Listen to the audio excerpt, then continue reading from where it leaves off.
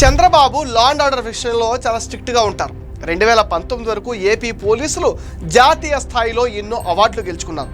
2019లో జగన్ అధికారంలోకి రాగానే పోలీసులను వైసీపీ సైన్యంలా తయారు చేశారు. అప్పుడు పోలీసుల ఓవర్ యాక్షన్ మామూలుగా ఉండేది కాదు. జగన్ రెడ్డి నయానో భయానో పోలీస్ వ్యవస్థను తన కంట్రోల్లోకి తెచ్చుకుని వాళ్ళ చేత అడ్డమైన పనులు చేయించాడు. జగన్ రెడ్డి పోలీసులను ఏం చెయ్యాలో సజ్జలకు చెప్పేవాడు. సజ్జల పోలీసులతో ఆ పనులు కాదిచ్చేవాడు. దీంతో ప్రజలు పోలీసులను నమ్మటమే మానేశారు. జగన్ పోయి బాబు వచ్చినా ఇంకా చాలామంది పోలీసులు వైసీపీ పాలన నుంచి బయటికి రాలేదు. ఆ మధ్య కృష్ణా జిల్లాకు చెందిన ఒక కానిస్టేబుల్ జగన్ భజన పోస్టు పెట్టి దొరికిపోవడం చూసాం. టీడీపీ వాళ్ళ మీద దాడులు చేయాలని వైసీపీ క్యాడర్ని రెచ్చగొట్టిన గోరెంట్ల మాధవ్ని విచారణకు పిలిపించిన పోలీసులు తూతూ మంత్రంగా ఒక అరగంట విచారించి పంపించారు. ఆ తర్వాత ఆరా తీస్తే ఆ విచారణాధికారి గోరెంట్ల మాధవ్ క్లాస్మేట్ అని తెలిసింది. అండ్ ఆర్ఆర్ఆర్ కేసులోని విజయపాల్ది అంతే. చివరికి ప్రకాశం జిల్లా ఎస్పీ విచారణ చేయాల్సి వచ్చింది. నిన్న గుంటూరులో చేబ్రోలు కిరణ్ మీద గోరెంట్ల మాధవ్ దాడికి ప్రయత్నించడం కూడా పోలీసులకు తెలిసే జరిగిందంటున్నారు. కిరణ్ని ఆ రోడ్లో ఎప్పుడు తెస్తున్నారు అనే ఇన్ఫర్మేషన్ పోలీస్ డిపార్ట్మెంట్లోని వాళ్లే చెప్పారంటున్నారు. దాంట్లో కిరణ్ ఉన్న పోలీస్ వెహికల్ని ఫాలో అయ్యాక ఒక చోట ఆపి మరీ అటాక్ చేయబోయాడు. అవినీతి అక్రమాలు అరాచకాలు చేసిన వైసీపీ నాయకులకు పోలీసుల సమాచారం ముందే తెలుస్తుంది.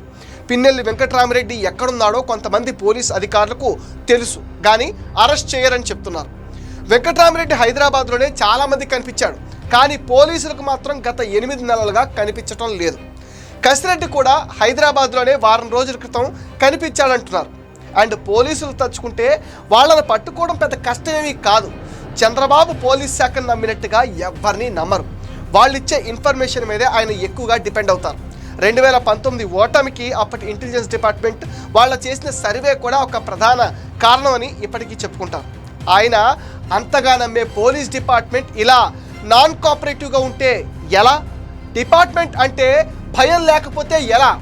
ఇప్పటికైనా చంద్రబాబు పోలీస్ డిపార్ట్మెంట్ మొత్తాన్ని సమూలంగా ప్రక్షాళన చేయాల్సిన అవసరం ఎంతైనా ఉంది. లేకపోతే ప్రభుత్వానికి చెడ్డ పేరు వస్తుంది, చంద్రబాబు మాట పడాల్సి వస్తుంది.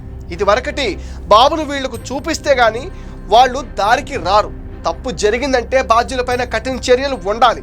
మొదట పోలీస్ శాఖలోని వైసీపీ ఇన్ఫార్మర్లను పక్కన పెట్టాలి. ఇప్పటికే కొన్ని జిల్లాల ఎస్పీలు వైసీపీకి అనుకూలంగా పనిచేస్తున్నారనే ప్రచారం జరుగుతుంది. హోంమంత్రి ప్రెస్ మీట్లు పెట్టే బదులు గ్రౌండ్ లెవెల్లో తిరిగితే వాస్తవ పరిస్థితులు తెలుస్తాయి. ఏదైనా సంఘటన జరిగితే ఆ ప్లేస్కి వెళ్ళి బాధితులకు ధైర్యం చెప్పడం లాంటివి చేయాలని ప్రజలు కోరుకుంటున్నారు.